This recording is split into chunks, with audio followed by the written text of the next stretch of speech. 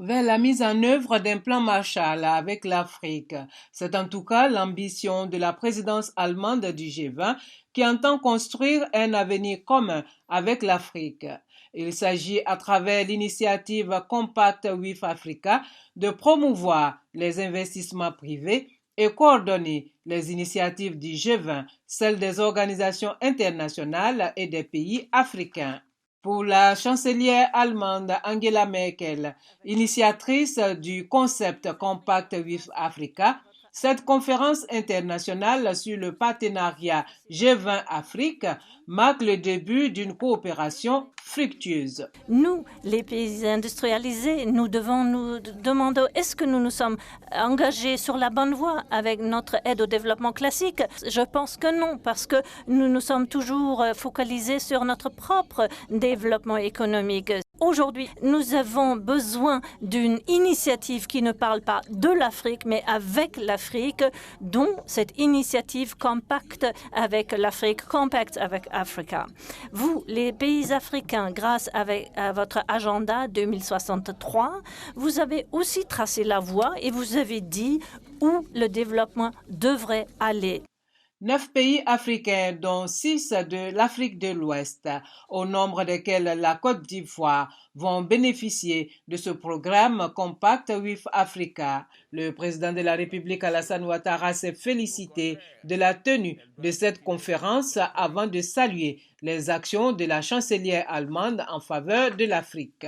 J'adhère pleinement à cette approche innovante qui vise à améliorer les conditions cadres des investissements privés et à inciter les organisations internationales et régionales à conclure en coopération avec des pays africains intéressés et des partenaires bilatéraux des accords pour attirer les investissements privés. J'adhère aussi à l'objectif de mieux coordonner les initiatives du G20 avec celles des organisations internationales et des pays africains.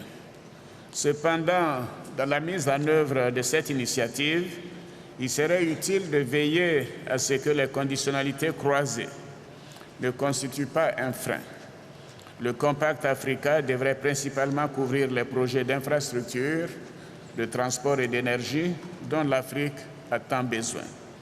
En ce qui nous concerne en Côte d'Ivoire, nous avons bien évidemment des projets nationaux portuaires, aéroportuaires, construction de logements sociaux, aménagement de zones industrielles, mais il faut surtout, et nous croyons à l'intégration, des projets régionaux structurants, tels que les corridors autoroutiers et les chemins de fer sous-régionaux. Vous savez, c'est ce qui a fait le démarrage de l'Europe et nous devons nous en inspirer au niveau du continent africain.